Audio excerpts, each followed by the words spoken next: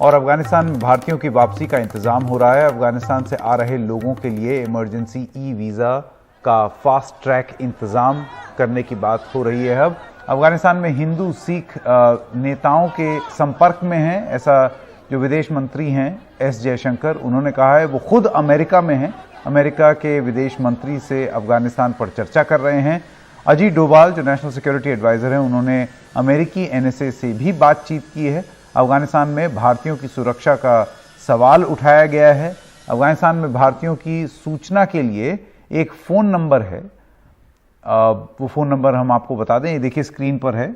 ये नंबर है एक फ़ोन नंबर 9717785379 और मदद के लिए एक ईमेल भी है meahelplinedeskindia@gmail.com। तो इस पर लोग फ़ोन कर सकते हैं या ईमेल लिख सकते हैं अगर वो किसी किस्म की दुविधा में हों। और आपको दिखाते हैं कैसे लोग काबुल में खुद को बचाने की अपील कर रहे हैं।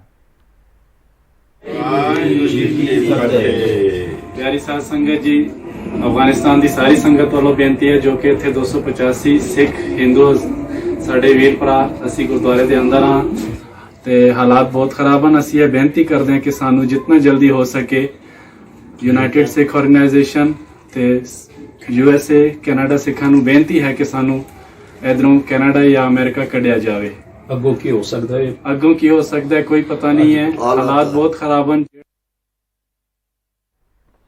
और नीता शर्मा हमारी सहयोगी हमारे साथ जुड़ गई हैं। नीता, आप विस्तार में अगर आप बता पाएं कि जो भारत सरकार है वो किस तरीके से नजर रख रही है।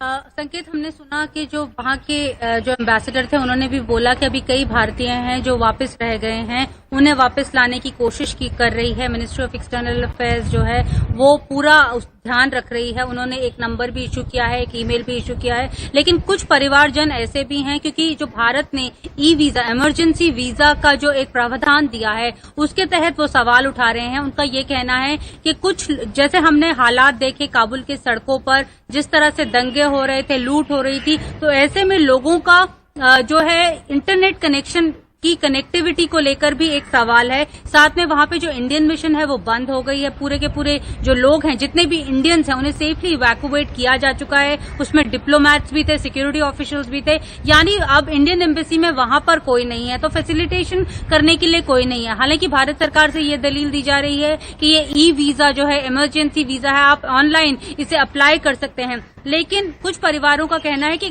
भारत सरकार को ओपन डोर पॉलिसी इख्तियार करनी चाहिए थी। इंडियन लोगों का पासपोर्ट वो बेशक से देख लेते, जो भी वहां पे मदद की गुहार कर रहा है और जो वापस आना चाहता है उसे प्लेन में बैठने की इजाजत दी जाती है और वीजा ऑन अराइवल की जो सहूलियत है वो दी जा सके भारतीय लोगों को। खासकर ऐसे कुछ लोगों की गुजारिश है जिनसे मैंने बात की। हालांकि वो लोग अभी कैमरा पर नहीं आना चाहते क्योंकि वो अपने परिजनों की सुरक्षा को लेकर चिंतित हैं। लेकिन भारत सरकार की द्वारा कहा जा रहा है, की तरफ से कहा जा रहा है कि ऐसे वो ब्लैंकेट वीजा ऑन अराइवल नहीं दे सकते because of security reasons also. That is why जो स्क्रीनिंग है और प्रूनिंग है वो बहुत एसेंशियल है। इसलिए ये जो एक पॉलिसी इख्तियार की गई है यही हेल्पफुल की जाएगी।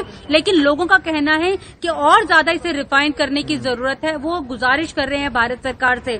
दूसरी तरफ जो अभी वहां पर हालात हैं, जो काबुल में हालात हैं, पहले माना जा रहा था कि जो इंडियन कंसुलेट है वो एक स्केलेटल स्टाफ के साथ वहां पे फंक्शनल रहेगा, लेकिन अब ये साफ हो चुका है। एमईए की तरफ से भी एक ट्वीट आ गया है कि पूरी की तरह जो एम्बेसी है वो बंद कर दी गई है। हालांकि ये अभी तरह से जो एक ऑफिशियल बयान है वो नहीं आया क्योंकि माना जा रहा है कि मे बी वो लोकल्स के थ्रू वहां पे जो अपनी एम्बेसी है उसको ऑपरेट करे, क्योंकि बाकी अभी देश हैं जिन्होंने अपनी एम्बेसी वहां पर बंद नहीं की है। जहां तक इंडियंस का सवाल है, सबसे ज्यादा जो लोग भारत वहां पर फंसे हुए हैं वो सिख समुदाय से लोग हैं, दूसरे नंबर पे हिंदू समुदाय से लोग हैं। इन लोगों को वापस लाने की जो एक प्रक्रिया है उसमें अभी काफी समय लगेगा। भारत सरकार का कहना है कि इंडियन एयरलाइंस की 2 कमर्शियल फ्लाइट्स भी स्टेशन पर ऑन स्टैंड बाय हैं। जैसे ही वहां की काबुल की एयर स्पेस खुलती है वो फ्लाइट्स जो है उनको रेस्क्यू करने के लिए वहां पर जाएंगी, क्योंकि अभी जो है वो लिमिटेड एक्सेस जो है वो अमेरिकन को ही दिया गया है जो एटीसी को ऑपरेट कर रहे हैं और उन्होंने ही इंडियंस को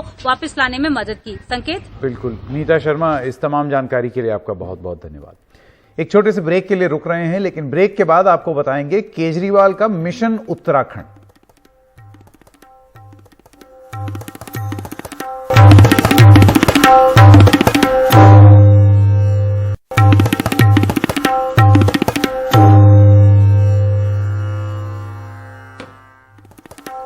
और उत्तराखंड विधानसभा चुनाव में कर्नल अजय कोठियाल आम आदमी पार्टी के मुख्यमंत्री पद के उम्मीदवार होंगे। देहरादून पहुंचे आम आदमी पार्टी के संयोजक अरविंद केजरीवाल ने आज ये ऐलान किया। उन्होंने कहा कि ये निर्णय आम आदमी पार्टी ने नहीं लिया है, बल्कि उत्तराखंड के लोगों ने लिया है। केजरीवाल ने यह भी कहा कि पूरी दुनिया के हिंदुओं के लिए उत्तराखंड को आध्यात्मिक राजधानी बनाई जाएगी।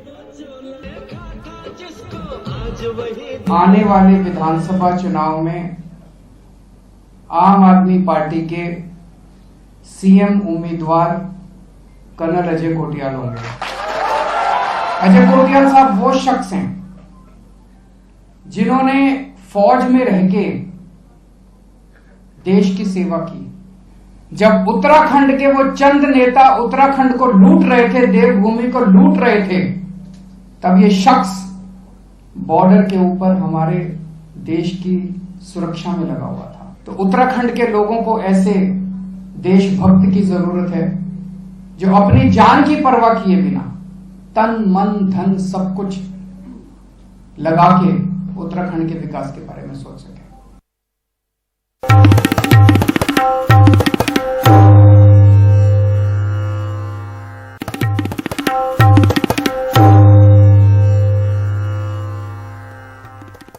तो उत्तर प्रदेश विधानसभा सत्र के पहले दिन समाजवादी पार्टी और कांग्रेस ने सड़कों पर प्रदर्शन किया। विधानसभा के सामने से बैलगाड़ी और भैंसा गाड़ी लेकर गुजरने पर पुलिस ने कल रोक लगा दी थी, इसीलिए उन्होंने विधानसभा के पास हजरतगंज में विरोध प्रदर्शन किया। पार्टी कार्यकर्ता अपने हाथों में तख्तियां लिए थे और महंगाई के खिलाफ नारेबाजी कर रहे थे। सपा विधायकों ने विधानसभा के अंदर चौधरी चरण सिंह की प्रतिमा पर इकट्ठा होकर विरोध प्रदर्शन किया।